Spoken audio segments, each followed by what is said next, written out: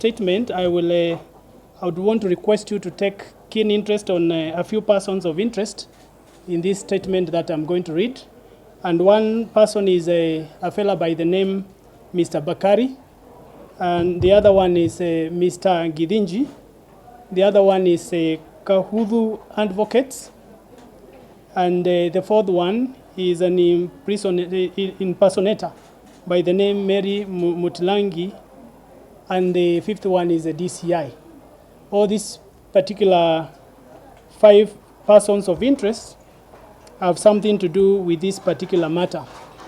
On the 26th October 2023, Eddie Mutilangi, who is a brother to the deceased billionaire, Mr. Mulwa Mutilangi, received a call from a person by the name Ndambuki. Ndambuki informed him that his brother Mulwa Mutilangi, based in the USA, was dead. Ndambuki alleged that he had received that information from one Peter Gidinji. He reported that the deceased body was lying at Yoka Funeral Home in New York. It was reported that Mulwa died while hospitalized at Hudson Valley Hospital. It is also alleged that he died on the 16th October 2023. But when Eddie called this particular Gidinji back, Gidinji declined to give any useful information, citing that he had instructions from his lawyer not to divulge any information.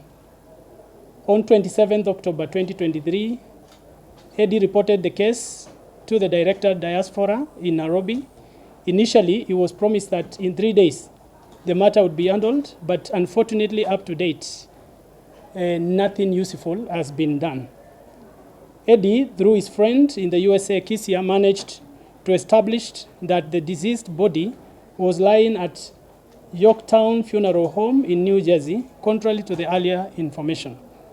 He identified the body positively, and the funeral home indicated that the body that nobody had claimed the body. On 7th of November 2023, through his friend, Eddie gave instructions that the body should be preserved and kept intact until further notice. The funeral home reported that there was a lady by the name Mary Mutilangi who claimed to be sister to the deceased, who took personal effects, car keys, house keys, passports, phones, etc. of the deceased. Then on 13th November, Eddie was informed by the funeral home that the deceased body was cremated. He established that it is Peter Gidinji who gave instructions, alleging that he was acting on power of attorney granted to him by alleged son, Bakari. The power of attorney was drafted by Kahudhu Advocates in Nairobi. On 18th November 2023, the case was reported to FBI, but they advised that the matter should be reported to a local police station in New Jersey. On 17th November 2023, the Kenyan embassy wrote to Eddie Mutilangi informing him of the cremation of the body, and they had launched investigations into the matter.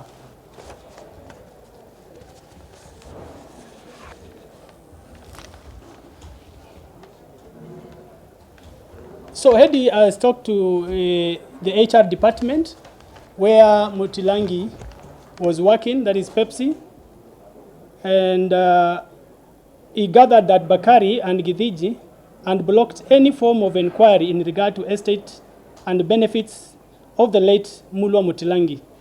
They, however, promised that they would remain silent until the court determines and makes decision on the way forward. So on 24th, where now problems start, 24th November 2023, Eddie reported the matter to Kenya's DCI. The investigative officer, Kimilu, called Bakari, who was at Umoja Estate, instructing him to report at the DCI offices. Bakari declined and instead referred the DCI to his lawyer, Kahudhu Advocates. I must update you that On 31st November 2023, through Eddie's lawyer, Mr. Mutemu, there has been a number of developments where the family has gotten the custody of the death certificate, and they've also in possession of the power of attorney that was used to take for the cremation. It is worth noting that Eddie's power of attorney, the lawyer has given instructions to the funeral home to preserve the deceased ashes until further notice. So we have particular issues of interest. We have Bakari, a person who alleged to be Mulwa Mutilangi's son, who has been, the family reported since last year, and only recently, the other day, it's just about a week, until there was intervention from the Interpol, that this Bakari was arrested. Now, after the arrest of Bakari, it turns out that Bakari says he's no longer the son to Mutilangi. Now, a lawyer, Kahudhu, gave power of attorney to a person who is not even a son, and the family is here in Kenya very much alive. There is a person of interest who is the DCI handling this particular case, Mr. Kimilu, who arrested the said advocate and released this advocate through a cash bail without having this person taken to court. It is also of interest that we have discovered that the lawyer, Kahudhu, is actually a cousin to Githinji. So we have a situation where a son, a person who is not a son, claims somebody, gets to a lawyer who is also a friend of theirs through a Githinji, who is not related to the family at all. And these three people come together, do a cremation of a body, and the DCI has remained largely silent about this particular matter. This particular Githinji, again, it took the effort of, like I said, the Interpol to request the arrest of Bakari and the Kahudhu advocates. Yet our very, very own DCI has not taken initiative to know the whereabouts of this Peter Githinji. And therefore we have these few issues of interest. One, Mr. Bakari, who obtained power of attorney to cremate late Mulwa Mutilangi, claiming to be Mutilangi's son, and now since confessed not being Mutilangi's son. Two, Mr. Githinji, who is not related in any way to Mutilangi, paid from his own pocket for cremation without any post-mortem of the late billionaire Mulwa Mutilangi. Kahudhu advocates issued power of attorney to Mr. Bakari, who is not in any way related to Mutilangi, when Mutilangi has brothers and sisters here in the country. The DCI officer, Mr. Kimilu, who is investigating this particular matter, has been frustrating the family. And in one particular day, they complained that actually the matter, there's a member of parliament that had been informed of this particular issue. The DCI officer, Kimilu, assisted the release of Kahudhu advocates immediately after arrest last Wednesday through a police cash bail instead of having him arraigned in court. Had promised that they would take him to court on Friday, which never happened, and since then not been even picking calls from the family. It turns out that Kahudhu advocate's lawyer is cousin to Githinji. It took the DCI months to arrest Bakari after the family reported this particular case, after the intervention by the Interpol.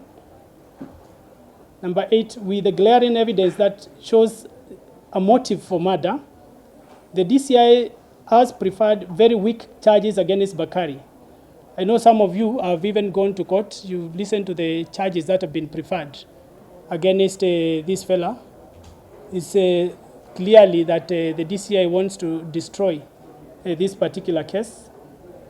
and no action has been taken on Mr. Githinji yet, the stranger who oversaw the cremation of Mulwa Mutilangi. And therefore, we strongly believe that Mulwa Mutilangi was murdered by people who were after his property worth billions. And Mr. Bakari, Mr. Githinji, and Kahudhu advocates played a major role in the murder. And the DCI, starting with the investigative officer, Mr. Kimilu, has been compromised to cover up this particular murder. I therefore, on behalf of Mutilangi's family, demand a different DCI officer be immediately assigned to deal with Mutilangi's case in place of one Mr. Kimilu.